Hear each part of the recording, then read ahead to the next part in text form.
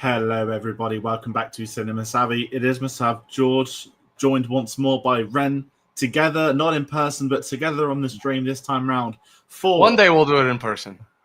Oh, we will if we ever get a pay-per-view. Oh no, we should. Yeah. We should do one this year. We should, shouldn't we? I'm trying to think. That's really thrown me. We should do it this year. We should make. Not gonna get one this year, apparently, but you know. Yeah, not even John Cena didn't even get a match in London, the place that he wanted to retire in. That's my thoughts on that. But Ren, how are you doing on this fine Sunday evening of SummerSlam?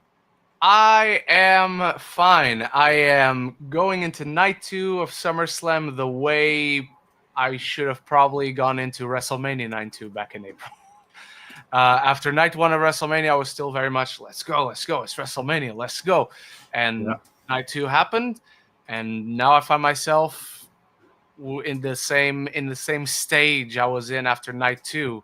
But this time only night 1 has passed. So now I'm going into night 2 very, very, very nervous, trepidatiously excited, as you say. How about yourself? I'm doing well. I'm not gonna lie. I didn't realize until yesterday, about 9 o'clock, that they started at 11 p.m. this year. I know they normally do it for the big ones, but for some reason, I just hadn't seen a lot of SummerSlam stuff built up. So I thought it was midnight. I thought it was midnight. So until you said it, I was like, oh, tonight it starts at midnight. Yeah, it just threw me a little bit. And I don't know if that's a conversation to move into about my thoughts on the build-up to SummerSlam, but I am excited. I'm going to make sure I stay awake. I've got work in the morning. I'm getting WrestleMania 43 back where the pay-per-view finished, and I just couldn't sleep because I was so happy for like an hour. I don't know if that's going to be the case tonight. I'm going to go over to a friend's house to watch it. So there'll be 2 of us, which is nice because we've not watched a pay-per-view together. Christ almighty. Maybe since school. Wow. So this is going to be a different night, I'm sure. But I am excited, and we're going to talk about what happened yesterday. And maybe we'll chuck a prediction in for night 2. But as always, people watching at home, comment your thoughts on SummerSlam, particularly night 1. You're watching this tomorrow, the future. Comment your thoughts on night 2. There will be a second stream tomorrow night for night 2. It's very difficult to make it work. Thanks to work. I'm scared at how long sleep I'm going to get. And then within 30 minutes finishing work tomorrow night, I am going to be doing a stream. And then I'm meant to stay awake until I go swimming in the evening. So tomorrow's going to be a long day. But we do want to hear from everybody at home. As always, get us on social medias. Links are in the description below for us and Ren's channel. I'm already off the ball with the schedule. Ren, I want your thoughts. I'm not rushing this, but we spoke a lot, obviously, off camera. Heading into SummerSlam, I want to know your hype levels, your thoughts on the build-up, pay-per-views. Are there too many, too few? The first 2 nights SummerSlam, the floor is yours. I think they rushed the build to this tremendously all around, which it's not necessarily a bad thing. It's natural that we feel underwhelmed coming in, but last time we made one of these shows was about Evolution. Terrible build, super underwhelming build. Still, as of right now, I would say still the show of the year for WWE, for professional wrestling in general.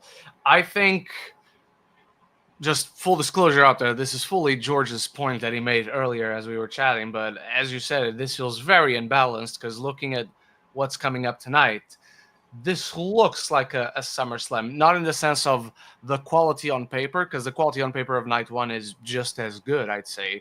But it definitely feels like the matches where the most spotlight was put on, so the matches that they've told everyone, these are big, important matches, these are our pay-per-view matches, they're all just in night 2. Obviously, apart from the opening last night and the main event of last night. But yeah, the build just hasn't been there. I don't think the build has been there even if this was just another pay-per-view and not one of the big 4. It's the first 2-night SummerSlam, and it just feels like it's another show. Again, quality on paper of the matches. You got talent all around. You're overstacked with talent. There are even people not on the card who should be on the card, but that's another conversation. I am sat there. Sorry, I was listening. I just needed to do social media posts because I'm getting better at them. You are right about it being imbalanced. And I think it's something, I'll shout out Tom, friend who's not on the channel, who probably isn't watching, but we went to Clash of the Castle, the 3 of us. he got in late last night, and he's like, wow. Like, when they previewed the night 2 card at the end of night 1, he was like, that is just so much better by a country mile. And it is hard. And as you said as well, it's not the talent's there, but the stipulations, there aren't really many. And night 1 feels like a prelude to night 2, like the main event of night 1, which is going to be a huge discussion point for us. That felt like the opening of night 2. Like, I literally feel that, not to be a rude person, but if I was recommending this, I'm telling people watch the main event of night 1, then go straight into night 2, dependent on night 2. And that's very disrespectful to the talent. But that is unfortunately how I think the show went. The booking, the storylines, we're going to go through match by match. And I guess we'll kickstart with that, where we have main event Jey Uso opening night 2 night pay-per-view again. Jey and Roman Reigns versus Bron Breakker and Big Bronson Reed. Tag match, fair enough to open the event. I think it was 18 minutes I clocked before the match started, with all the multiple entrances. Cardi B, who thankfully we don't actually have to talk about. I always get nervous when they say there's a host, because you never know the implication of, are they going to crop up like 3-4 times a night. But to be fair, she opened the show, she disappeared. I can live with that. I can live with that. No problem with that at all if I'm totally open. Obviously, we'll find out more tonight. But it's going to be the same thing again. Yeah, I'm saying that. I really hope she doesn't get involved in the first match. Unless Naomi wants to take her out, that'd be excellent.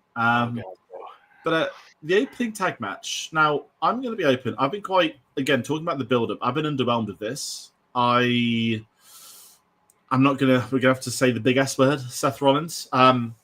It feels like there was a different plan for Roman Reigns at SummerSlam this year, and they've had to pivot and to put him in a feud with this tag team to bring Jey in as well. Obviously, you've got 2 mega faces, part of the bloodline. You're going to be popular with fans. You've got a new heel stable missing their leader. You needed them all on the card, and I thought the tag match itself was fine. I enjoyed it.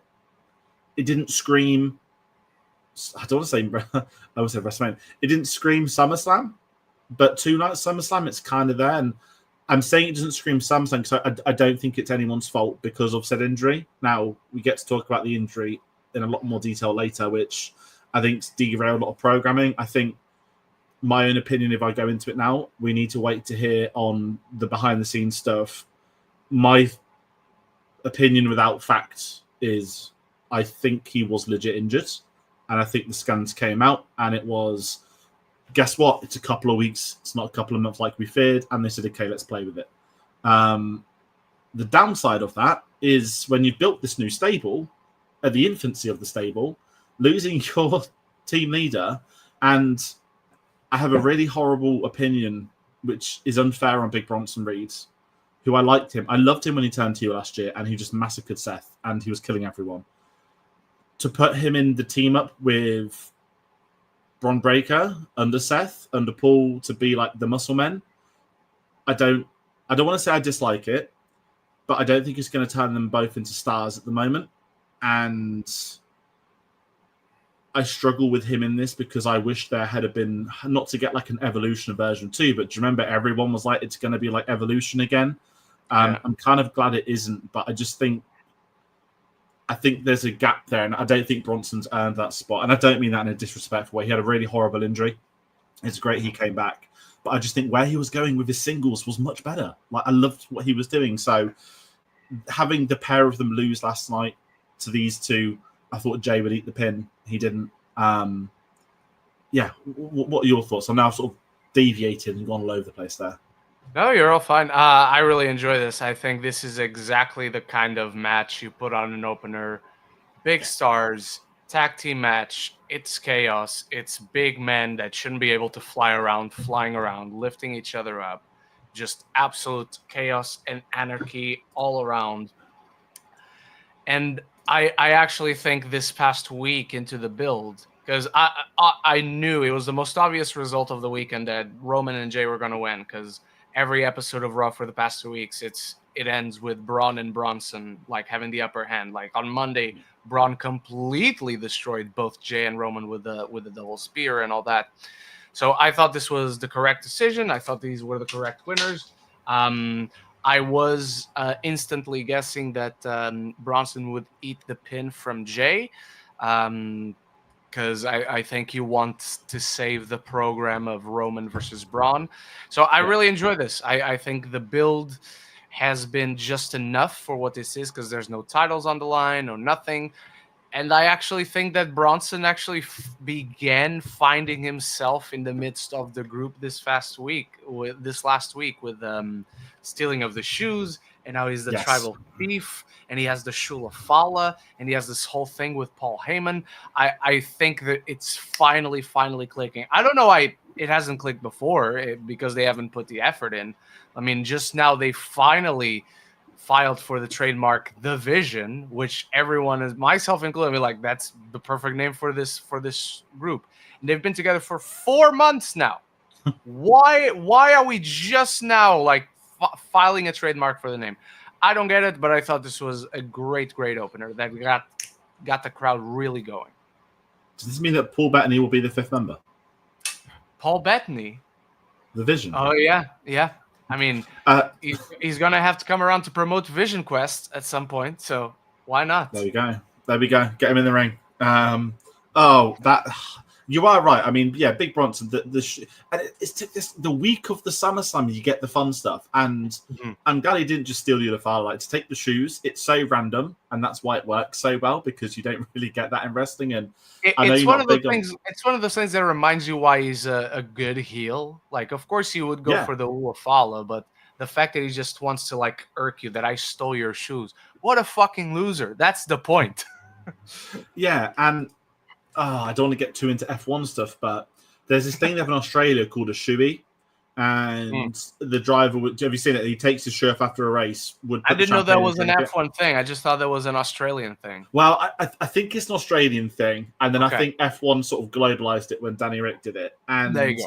Because I've seen Rhea Ripley and Grayson Waller doing it, and this is it. Just because they're Australian. It is Australian. Yeah, it is Australian. I think the Danny Ricks have made it like mainstream, and I think it started with another motorsport or something, but I thought Big Bronson Reed was going to do a shoey with the shoes because he is Australian, but it would have been disgusting, but equally hilarious, because I know we missed the Perth event. Obviously, we want to make sure he gets to Australia this year, because I know he missed it last year. I think, was his child born from memory? I believe so. He was in paternal leave. Yeah. And as you said, though, it was a good opener. It's the right opener, and you're looking at the 2 nights. This didn't need to be on night 2. This needed, if they've got the ending of night 1, this had to be the opening. A bit like, ironically, when Seth cashed in last time, him versus Randy opened that Mania. And because he lost, he ate the pin, you forgot about him, he came back. So they made the right call, I think, with that. Following on from this, we get Charlotte Flair and Alexa Bliss versus the Judgment Day. We've both spoke about this. I think everyone's speaking about it now. Charlotte Flair is over. Alexa Bliss is naturally over, as she always is. Well, yeah. More so Charlotte's going to be over by association. Yeah, but I think Charlotte's, I don't want to say become likable. That sounds really horrible. I know you've not seen WWE in real. I have. She's one of the... Oh, you did watch it in the end? I have. Okay. Begrudgingly, I caved in. That's fair. Was it better than you thought? It was better than I thought. At the same time, it's just I just wish the show didn't exist. Yeah. Not like in oh my god, it's gonna ruin my wrestling. Nothing like that. It's just I don't need this show. It's adding absolutely nothing. I'm with you. It's very much targeted at the general audience, but the general audience aren't going to watch it. If they want to get the general audience in, guess what, Netflix, you own all the wrestling rights. Just put something on. It feels exactly that. Like it's just sprinkling in the blurring of the lines, which is what we wrestling fans love. But the general audience doesn't care about that, because they're not going to be paying attention enough to understand all those details and notice all those things. Like the whole thing with to get on a tangent, but like the whole thing with the movie Unreal is exactly that. It's exploring how the lines are blurred and how wrestling is at its best when you're blurring those lines. But for the general audience, they don't care about that. And for us who already know about that and are into that, it's just going to unblurry those lines. So it is very much a show that works against itself. Yeah, no, I agree with you on that. And I get why it worked for things like F1. I don't want to say real sport, because the wrestling is really scripted, but it works. Well, in F1, for they're just sitting down, so technically. Yeah, and there was never an insight into behind the scenes, whereas wrestling, everyone kind of knows the behind the scenes that's into it. Whereas F1 had shielded it. So it's just Netflix saying, hey, there's another documentary on a sports series that we can do. It's the same as every other one. Apparently they do golf, they do tennis. Cross the mighty, don't care about any of that. Golf, how exciting. Happy Gilmore. Oh, of course, that makes sense. Well, they probably did a golf one, sorry. Yeah, so Charlotte's like one of the main characters of WWE Real. And I liked they were quite open in showing her weaknesses, that it wasn't just like, look at her, she's the queen, all that nonsense. It was her getting upset about being booed. Them showing the issues with Tiffany about, she shouldn't have said that. They went both off. They didn't show what Charlotte said first. They very much painted Tiffany like the villain there. Yeah. I'm like, that's not what happened. I was there. I like the fact they showed that, and showing Charlotte just being more vulnerable just makes them more interesting. That no one's perfect, and it's Super Cena. You know, he got booed like by everyone back in the day. Like, yes, he was perfect. That's why he was booed. But people weren't ever booing the man John Cena. Sure, somewhere at times, but it was always the booking, just like Roman Reigns in the mid-10s as well. And I think, Charlotte Flair coming back, waltzing and winning the Rumble, going to WrestleMania, people booed, they didn't enjoy it. Guess what? Now she's been in the tag division, and she's got an interesting story with Alexa, like the frenemies type thing coming together. They've developed it patiently across 2-3 months. Like, there's been, hey, this is kind of working. Can we play with it a bit more? I'm so happy these two won. It wasn't a great match. It wasn't a bad match. It was fine. It was a Monday Night Raw match, a Monday Night Raw main event. But to give these two the gold, I'm sat there like, you know what? I'm invested in Charlotte Flair's storyline, and I don't think I've ever said that in my life. The power of Alexa Bliss. Oh yeah, that's the real story here. The pull of Alexa Bliss. It is so. I'm kind of with. Sorry, last thing I say, all it reminds me of is Team Hell No from back in the day. Oh my god. Something that should never work, but did. That's the last thing I'll say. True. I'm kind of with you. I thought this match was okay. I wasn't rooting for anyone in particularly. I mean, I was watching the match, and I thought it made more sense for Judgment Day to win. I thought the story with Alexa and Charlotte should be that they still need to like properly cooperate and be one, and they still have that friction. So I thought that could play more into the story. But honestly, you can still play that into the story while they have the titles. You can give them a short reign, and then they work on it and they get it back because they're like proper friends. I thought it was fine, and I'm glad Alexa got the pin. Let's see. Let's hope they continue on the right track, and it just doesn't just become again, Charlotte has a title, so that's all the story we need. It's Charlotte, the champion. It's like, I'm a champion, blah, blah, blah. It's the same thing as the past 10 years. Let's hope they still keep at it. Have fun. Yeah, and it looks like they're having fun as well as the story. Like, it's working, and she did that great essay online about stuff going on with her personal life, and I kind of respect that she's a bit more open about everything now. Yeah, sorry, my mind got blurred. I was thinking of a terrible joke. I'll make it later on. I'll say now comes the part where we pay tribute to Hulk Hogan. Right. Sorry, I don't mean to laugh. Just George the Jungle, and they're like, now comes the part where we throw our heads back and laugh. Ready? Yeah. And they did a synchronized. Yeah, that was me.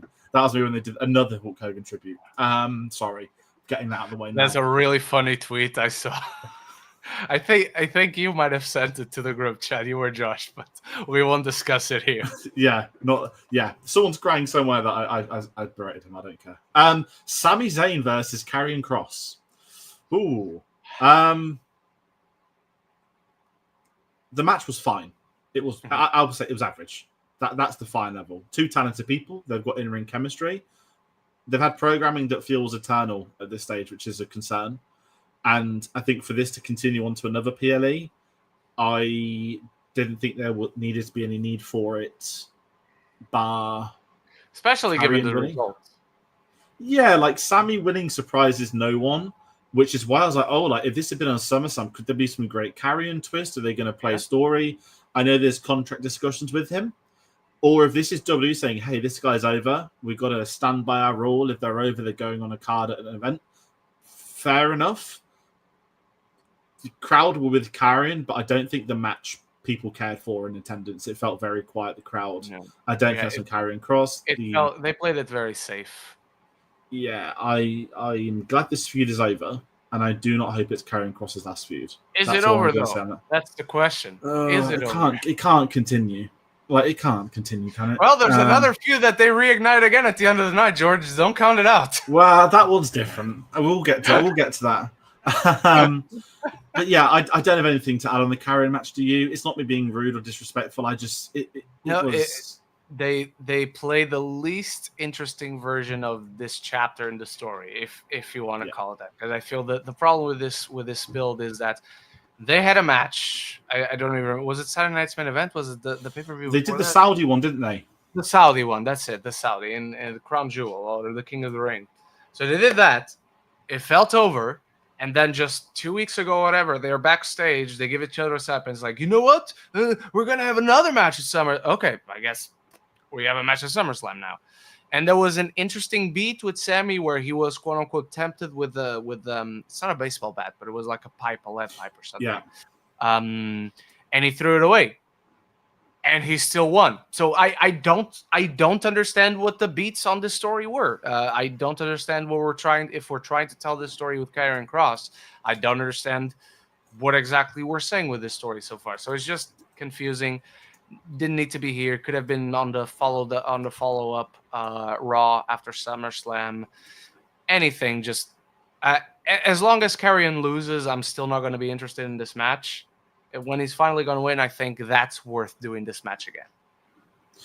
Yes, that's how I felt with it as well. That to get the bat moment, throw away the bat as the face, you then eat the loss with the bat.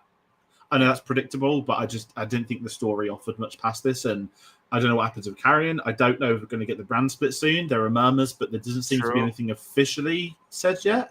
Maybe they'll probably officially announce it on Monday, tomorrow. Yeah, and I'm curious what the plans are, because my issue on a side point with WWE at the moment is I'm not saying things are stale, but when essentially, if you think about last year, right, there was almost no one moving on the brand split. It was pretty much the same by 1 or 2. By that default, that was the same as the year before, right? So we've now gone like 2.5 years with essentially the same SmackDown and Raw groups. It's not that people aren't talented and don't have chemistry. It's that almost every pairing has been done to death now. And we're starting to see people where they're struggling. SmackDown women, for example, they're struggling to get heels because they've just lost their biggest one to Raw because it's Naomi. And I think there needs to be a big refresh, and that's going to help WWE. It's going to help other people. It's going to help the NXT look when they're coming up. There'll be some more unknowns. I'm excited for one person who she won't be coming up soon, but when she does, oh my. And we all know who that is. We all do. We've both seen her live. We have in one of the greatest women's feuds of our lifetimes. Which thankfully she won. Let's talk some women though. Tiffany Stratton versus Jade Cargill. But let's Queen talk of fast. the Ring. Let's speed this one up. I'm just going to say this. I really didn't expect Jade to lose. No, at all. I was shocked at how quick the match was because I thought this would be the one where Jade actually has to go the distance and get that win, but she didn't. I don't think this was a bad match. I definitely think this was an okay match, but it was done so quick to be the champion versus Queen of the Ring. And I think it does the Queen of the Ring a disservice. At the same time, we don't need Queen of the Ring and King of the Ring to be squash matches every time. I know last year it essentially was with Gunther, and it was with, Gunther wasn't a squash match, but Gunther and Nia dominating into their belts. Yeah. We might have this year where both of them lose, or one loses, one wins, but I was really surprised Jay didn't win. But that being said, in the nicest way, I do not think she's ready to be the champion yet. I'm also so relieved that Naomi already cashing in takes away the obviousness of her cashing in yesterday. I'm excited to see what they want to do with Tiffy, to see who else she can go up against. I think she's been lacking of feuds. Whether they want to develop her and Jade a bit more, because it's a bit nice at the moment. Yeah. But I think an issue I have is SmackDown is struggling for heels. And with Tiffy now face, and she's going to get shit wherever she goes, it's going to make it harder for her to be in feuds. So I don't know what their plan is. But the match itself, I thought was okay. It was one of Jade's better matches. What did you think? I really enjoyed it. They had great chemistry. They were pulling off moves. I think it was better than the Trish Stratus match last Yes. month. Surprisingly enough, I can't believe I'm saying that. Um, but yeah, I was just surprised. I was number one surprised that Tiffy won, even though I think that's the right direction to go in. I think we should turn her heel on SmackDown. That's all I'm saying. Because as I was watching this match, and my friend asked me, "Oh, who is the face? Who is the heel here?" And the more I looked at it, I'm like, they're kind of both tweeners in a sense. Like neither of them are like exactly clean cut baby face, clean cut heel. So I think they're both sort of playing into the tweenerness of it all. That feels weird to say in that way. But yeah, Tiffy retaining is the right direction. I guess if you wanted to make Jade champion, you could, and you make her sort of a women's division version of Goldberg. But Jade is already better than Goldberg. Jade can go more than she was going last night very well. I don't understand why this match was so shortchanged. Because look, not to offend anyone, I'm not saying this is right, but it's a fact. If they're gonna cut time out of any matches, it's gonna be one of the women's matches. Cut a little bit more time out of the women's tag team match. Like I mean, it's that think felt short too. That fell short too, but I think especially this one didn't have a particularly bad build because the build has been happening ever since Jade won the tournament. So ever since she won the tournament, we know exactly who she's coming at. And especially since Evolution, when Naomi's direction changed completely, where she's not a danger anymore. She's not teasing that she's gonna get involved after this match, whatever. I think this is the match that deserves a bit more time. Because again, they were working well together. Again, last month at the all-women's pay-per-view, we already had a very short WWE Women's Championship match. So I just felt this was odd. I still put it over, ranking-wise, I still put it over the Sammy Karrion Kross match. But I thought it was just fine. It's fine. That's fair, and I'm like that with you. And that's the downside, isn't it? The women's are so great, and the title match was just fine. We know tonight's going to be, hopefully, an all-timer. Let's talk the next match.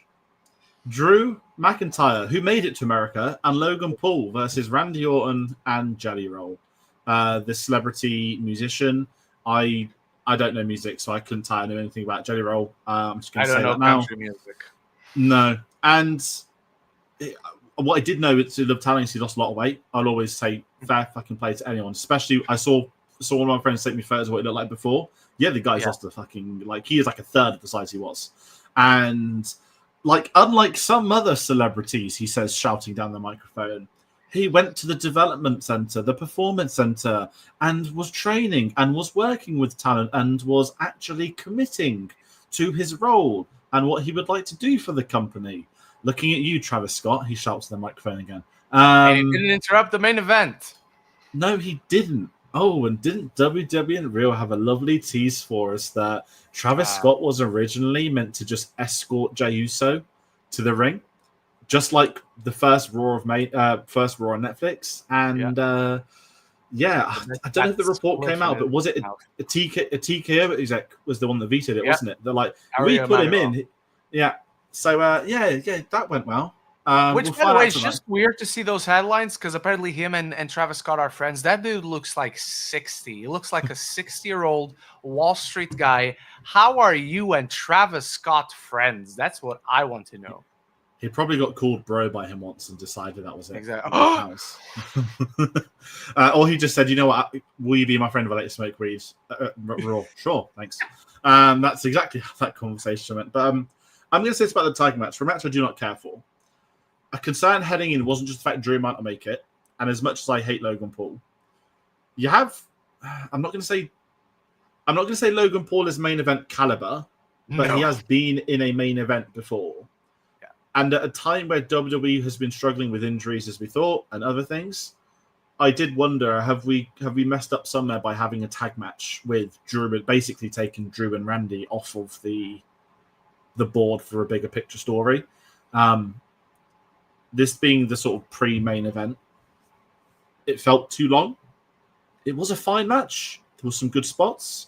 I think for a celebrity standing, fair play to Jelly Roll. especially with like his size. I'm allowed to say that. Like he was a lot better than I thought. He took the bumps, which I massively respect as well. A few bumps for a celebrity too.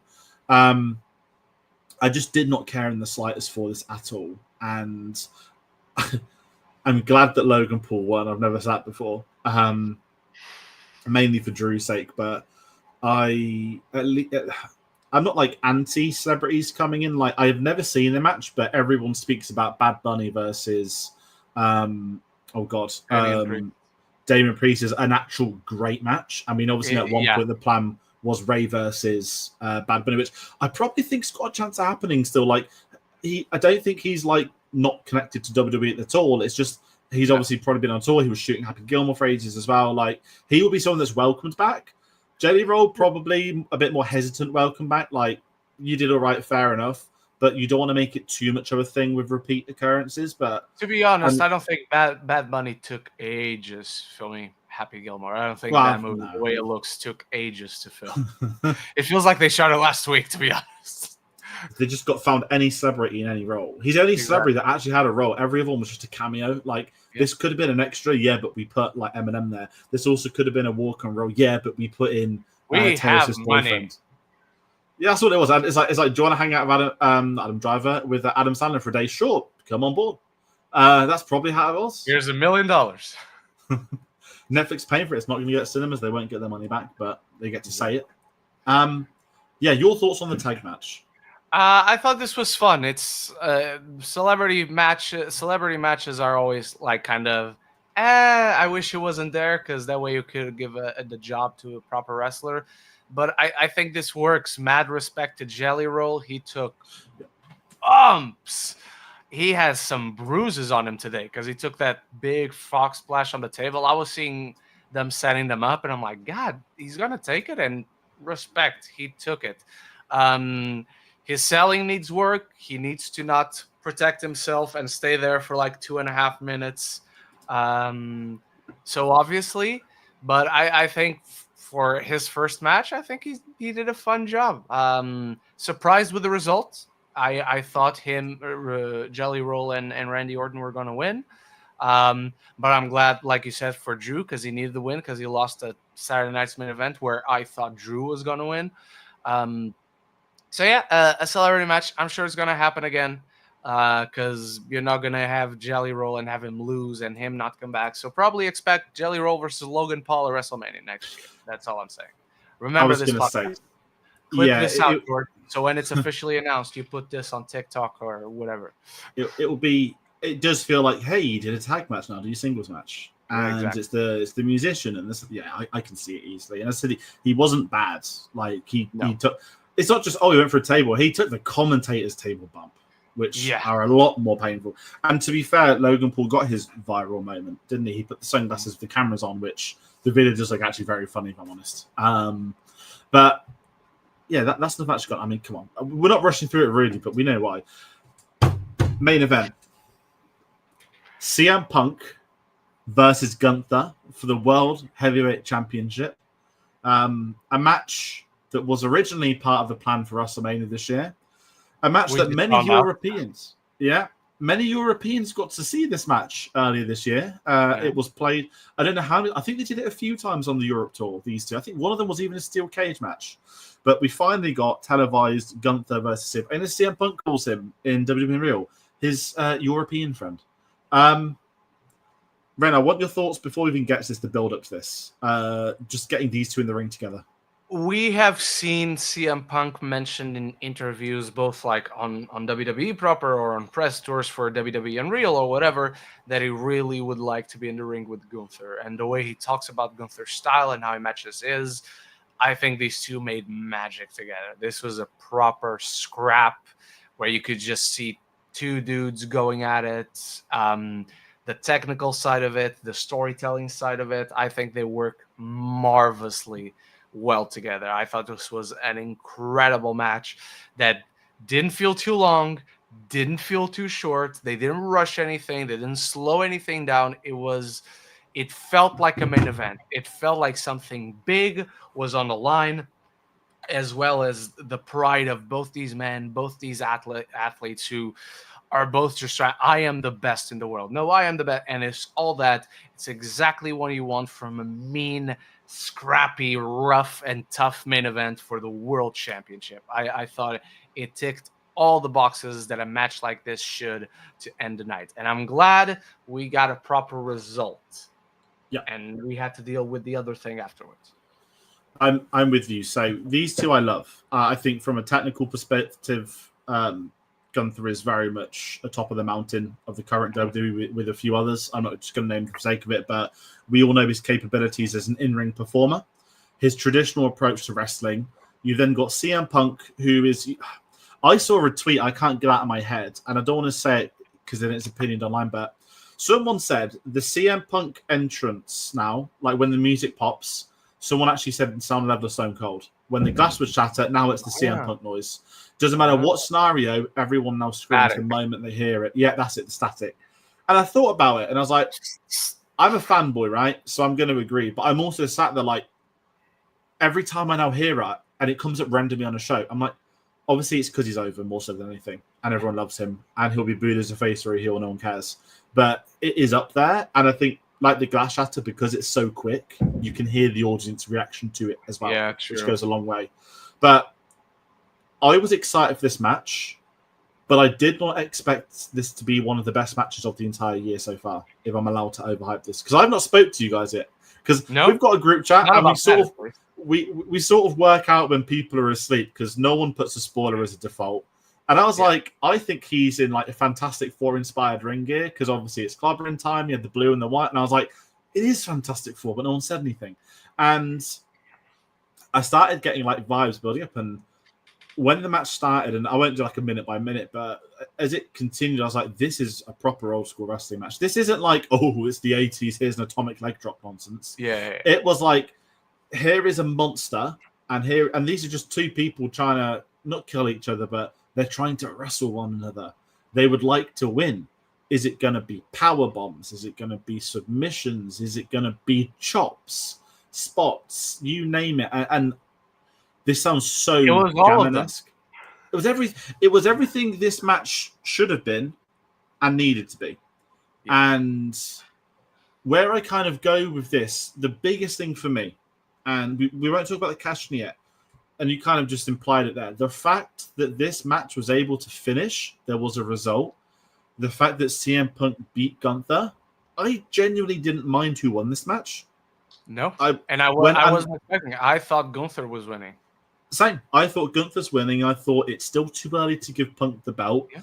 Gunther's still, let's say, too early into his second reign. I am going to put my hand up now and say, for Jey Uso to be allowed to have Gunther tap with half a second sleeper hold, him losing to CM Punk last night makes the Jey Uso match worse, because CM Punk, like Sami Zayn, had to go through hell to defeat him, because he is a fucking monster. And they should make him the new Brock Lesnar. 1,000%. Kind of. I feel like he's on the way. And he's on the way. We just need to lock it in. We need him to have a match against I'm not saying CM Punk literally, but a CM Punk, a Cena, a Roman, a Seth, someone of that caliber, and squash them. And I don't mean squash as in a fast match. Brock Lesnar versus John Cena, SummerSlam 2013 or 14. Yeah, just after the streak. Okay, so 14. SummerSlam 2014. That was not a fast match, but it was a squash. He German suplex John Cena for 16 minutes straight. That's what I want to lock in. The Gunther is our Brock Lesnar. Gunther is the beast for you to beat. And I will say it. I said it for Brock Lesnar. I'll say it for Gunther. He doesn't need a championship to be that. Just saying. But if you put the championship on him again, put the world heavyweight. Don't worry about the WWE championship. Put the world heavyweight championship on him. That is the prize. That is the guy who's always here. Maybe every week or every other week he has an open challenge and he just demolishes whoever comes out in 2 minutes. He doesn't need to be the main event. Wherever he is, he's the main event. I think that should be the story you tell with Gunther. And this is where I sit, right? Mm-hmm. He is that spectacle. And Brock Lesnar, I'm glad you brought the Cena squash. That got me back into wrestling. when I'd heard that about Brock Lesnar destroying the suplexes, and I know we disagree on the streak ending, but the fact Vince had him end the streak, then murder John Cena, and then take that belt, that people say he didn't need it because it's Brock Lesnar. I've always disagreed with that, purely because of the fact they had Triple H beat Lesnar straight away. Different conversation, but that made Brock Lesnar the beast incarnate, having Paul Heyman on his shoulder. And Gunther doesn't need the mouthpiece. He can do the microphone. He can do the old school. He is the European presence, which sounds so weird to say. He doesn't have a known finisher because he can finish you with any different move he has. It's perfect. And he can lose. He is human. I think they said he's lost 5 times in 4 years. Or 4 times in 5 years. And I was sat there and one of them was a sleeper hold for half a second. Yeah. So it's Sammy, Cody, Jay, Punk, and maybe just them 4. Yeah. And it's kind of how we sat with it. The match was outstanding, and this is what wrestling is and should be. And I don't mean should be in a rude way. Traditionally, I guess is a better word. It was a traditional match. This would have been I don't want to say a main event 20 years ago because that also sounds disrespectful, but you could put Gunther in any era of wrestling and he'd be a main event in any era of wrestling. He has the build of the old school 60s, 70s wrestlers. He has the ability to main event. He can work with anyone. He can elevate poorer talent, as shown with Jey Uso. I think to have Punk beat him, as I kind of said, to go through hell, to give CM Punk his moment. And even before I get to the cash-in and the discussion on that, we're massively different. I'm going to make a CM Punk comment that might be worth talking about tonight, John Cena. We all spoke about Cena needing to sort of climb the tower, right, to be the champion as a face. He needed to come back. He didn't win the Rumble. Let's say he hadn't won the Mission Chamber. Let's say he didn't win the belt at Mania. And do you remember everyone spoke about he'd have to keep climbing the mountain to get number 17? And that's how a lot of people wanted him to be booked throughout the year. Yeah. They're doing that with CM Punk. And I hope so. I really hope so. This is what I think now. CM Punk is in his Shawn Michaels latter career era now.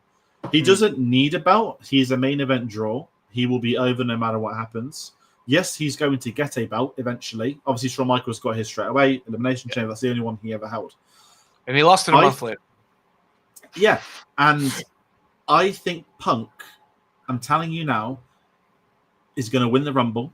Now he's actually had a match in Saudi, because I thought this year was his only chance, because he won't do Saudi Arabia. Obviously, he 180'd on that. I think Punk is winning at Saudi next year, and I think he's going to main event night 2 of WrestleMania. I'm not going to tie the opponent. I don't care who or what it is. I think Punk is main eventing night 2, and he's going to get his WrestleMania night 2 main event moment. And I think we'll look at that first 2.5 years of him back at WWE as keep climbing that tower. And I appreciate we can't do that with Cena. They've gone with the heel option. But Punk, to me, is in that story. To give him the belt and snatch it away, it wasn't cockiness. It wasn't arrogance. His reaction to the music was great. Because he was visibly he just beat Gunther. This isn't, he isn't celebrating, getting jumped and battered. It's like he is not. He overcame Gunther, and that earned him the championship. It felt real. The overcoming of, it's not even that the match was already for the world championship anyway. It's the fact that he overcame the monster that Gunther is, because they really played into that. Punk was the underdog in this match, 1,000%. And he played the underdog well, and then we get the cash-in. So I woke up. Well, I did wake up. Obviously, I'm going to say, and I was shocked because you didn't like it, and I was like, okay, we haven't spoke too much about it today. And here's where I'm kind of leaning with it. I love this cash-in, and I know we're going to differ on that. The Seth Rollins injury scenario is kind of what I said at the start, right? To me, it's an unknown, and I think we need a little bit more info from them.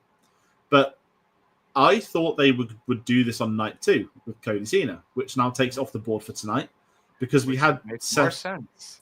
I also agree. I think that would have made more sense. It looks like we're now going to have Seth back in program with. Is he going to be in program with Punk? Probably, but here's my thing: if Punk's going to have these hurdles to overcome, I know this sounds horrible because they're both the biggest titles. It's not the big gold, so it's not number one. Well, yeah, they're both but we all know. I know. Everyone watching knows. I know. But I want Punk to be winning the WWE Championship. Like, I know they're technically equal, but let's be honest, WWE knows they're not, and they are doing the right way of building. Ambition is the enemy of success, George. Seth's cash in. There was a moment where I was angry, and it was when he was like, "You hold on to that belt, I'm coming for you," and I was like, "Oh no!" I was like, they've. That was the moment I was happy. I'm like, oh, okay, this makes sense. I went there. I was like, oh no! I was like, they're too aware of everyone saying Lion's going to cash in, so they're going to bring him out just to be like, I'll see you soon, CM Punk. The dramatic throwing of the crutches in sync with his music, by the way. I have to really add that. Charging down the ring, the fact he's clearly fully fit, and just beating the shit out of him. Not bringing out Braun and Bronson. Sorry, it's weird to get used to them. Not bringing them out to destroy Punk first. Seth doing it himself, knowing he's already fragile. The pin, the win, the belt is his. What are they calling it now? Not they obviously Heist of the Century is the OG. The new one they were called Ruse of the Century. So I think everyone's got a right to be two ways on this. I would have personally preferred it to have been done tonight on Cena Punk. So what? Cena Cody. But at the same time, to Seth's character, there's equally as much logic at going for Punk, whilst it takes him back into a different feud. But I want your opinion as someone that doesn't like this.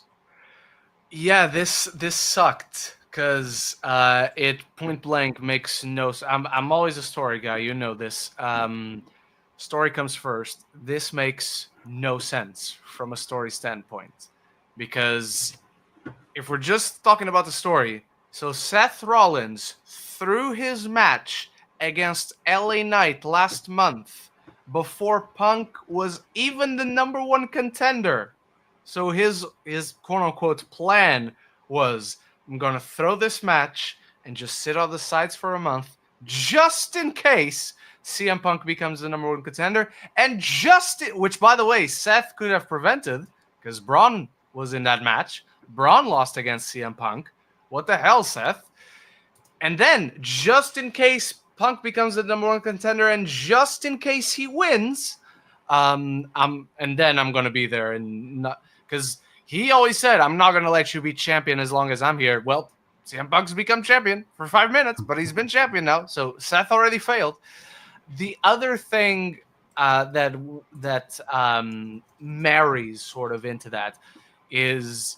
And again, much like WWE and Real, we're peeling back the curtain now. LA Knight. Where is LA Knight? Because now LA Knight is the last guy to have pinned your world champion. So LA Knight deserves a title match. The only logical directions right now is either Seth versus Punk, which makes sense. I just think it's way too early to do that again because that story was over 4 months ago, and now it's not over again. Or Seth Rollins comes out, Punk comes out, but then LA Knight comes out precisely because of that. And you can have a triple threat because that way I guess you can mix things up a bit. I just wish we didn't immediately go back to Punk versus Seth again, even if someone else is involved, because at this point, now it feels like it's Randy Orton and John Cena back in 2013-14 again. And that's what irks me. The story doesn't make sense. The story feels repetitive, and we're costing other stories a chance to be that were good. LA Knight versus Seth Rollins is a fantastic program. I want to see. LA Knight needs that rub, that long-term story, even without the title, to make him ready to go and be a part of a title picture, believably so, and carry a title for a long time.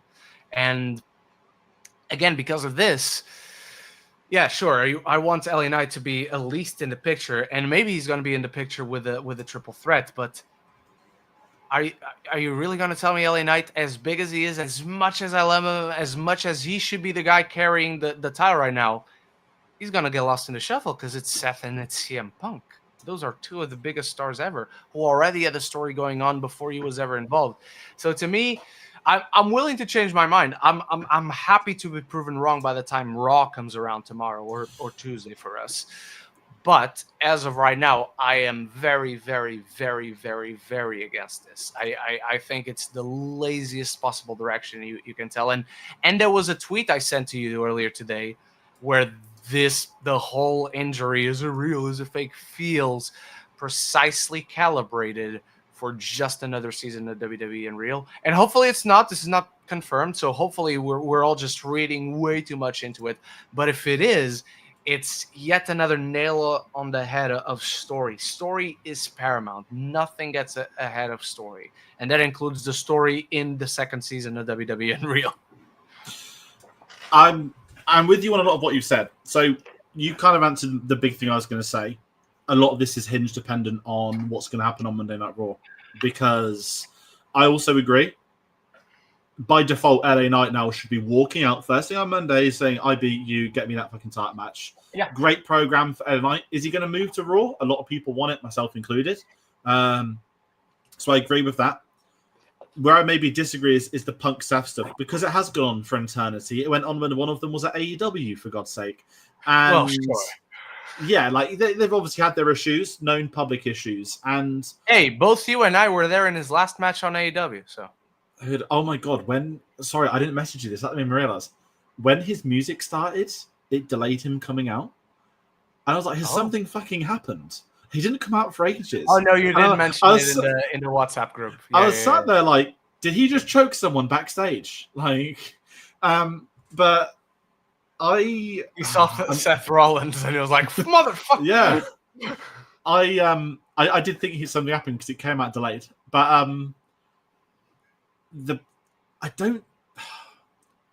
have they had a one-on-one match that ended not clean as such, but they had the steel cage match at New York, right? Of Raw when Roman came back to set the triple threat. Yeah. They've obviously had the triple threat at Mania. I don't think they've actually had a proper one-to-one feud yet, except Raw on Netflix debut. Yeah. I may be wrong. So I don't think it has been overdone, because I'm with you with the Cena Rawson thing, and it's why I'm in a different category that has Punk as Cena's greatest rival, because they didn't do it enough, which is more down to the fact that one of them disappeared for 10 years. Honestly, not even disagreeing with you, but as far as WWE is concerned, I think all things being equal, they would have considered Edge versus John Cena the biggest rivalry, but they can't. I also think that is also a correct call, and that would have been one of the matches for this year they would have had to have done, and very quickly too. My thing with the Punk Seth is I don't think it's done yet, because Seth did screw him at Mania, as he screwed Roman, but the focus on that was more on Roman and then Seth.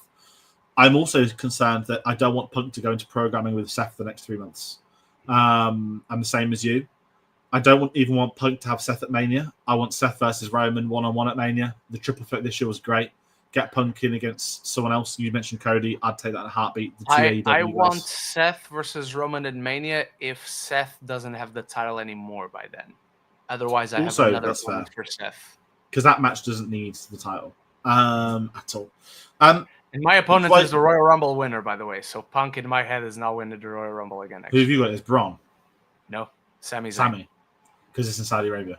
It's his time. I wasn't even not just because of that, but like that's something I've seen online too. But if you have Seth carry the title from now till Mania without losing in between, without like losing and getting back, whatever, you have the story where once Seth created this group and became like this version of himself, the first person he screwed was Sami, a former friend, and I think by now it's time we finally give Sami Zayn the moment. That's fair. I kind of agree with that. I think, I know we're way far out. I think Sami and Punk are the two names everyone's going to throw off the Rumble next year. And I've seen them online, not just with us, with other friends as well. I'll be happy with either or, to be honest.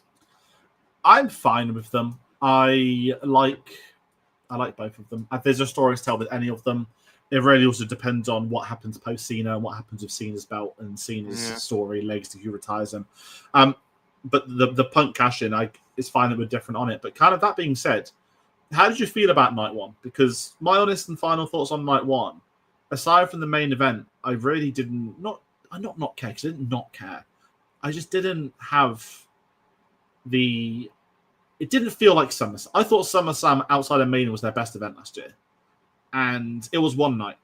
And I think for a 2-night SummerSlam, we might have a different conversation in the future. But based off night one, I didn't sit here saying, "Wow, that justifies not 2 nights."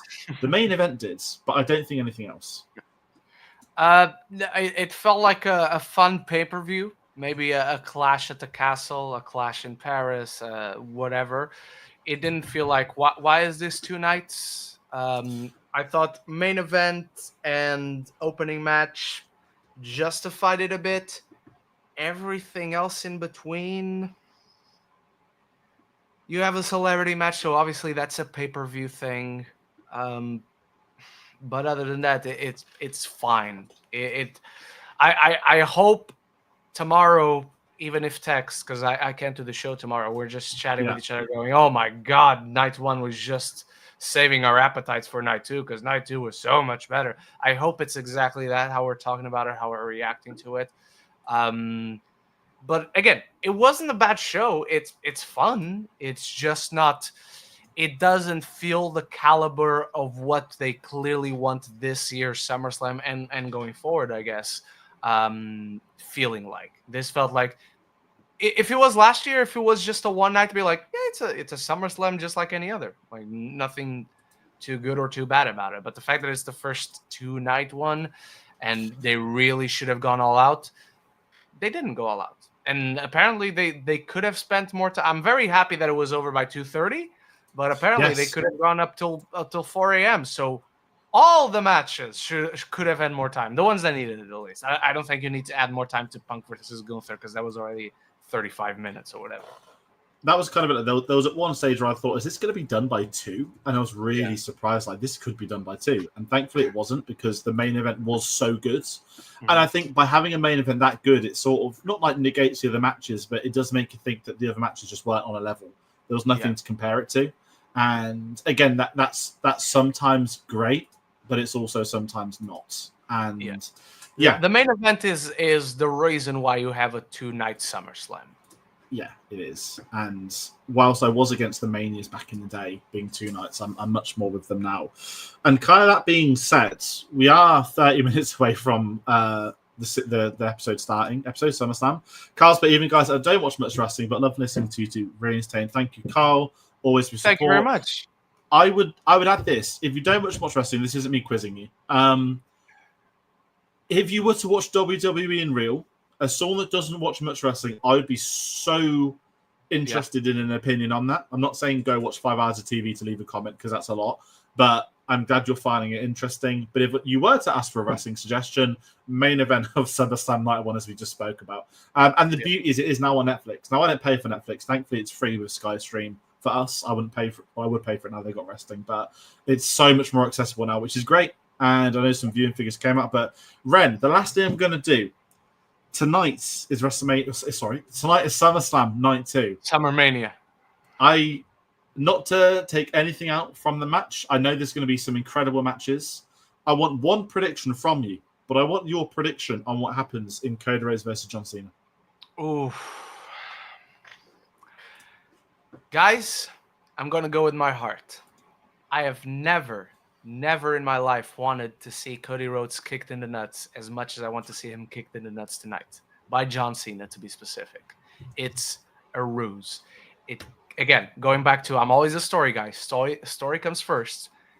If John Cena actually is a babyface again, it's the worst thing I have ever seen. It's worse than the Hell in a Cell between Seth and Bray Wyatt. It's worse than the dog food match between the Big Dog and Baron Corbin.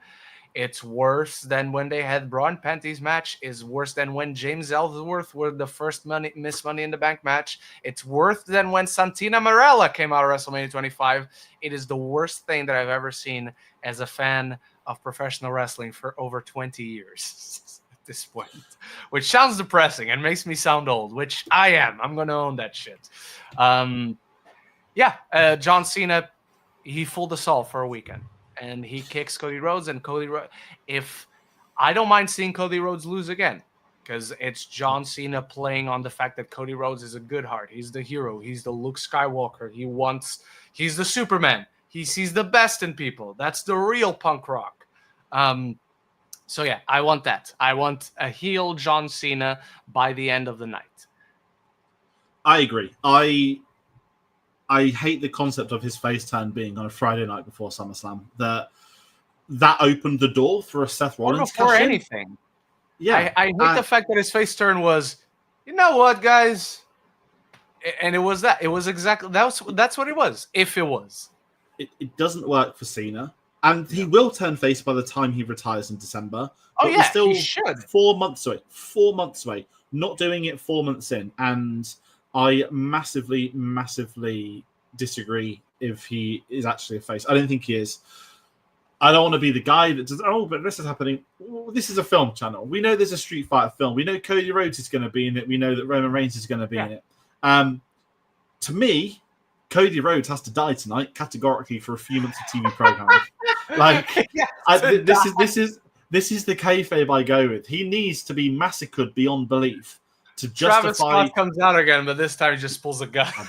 I didn't say it, but in professional wrestling, anything's possible. And if Travis Scott had come out with a gun at WrestleMania, it would have made much more sense.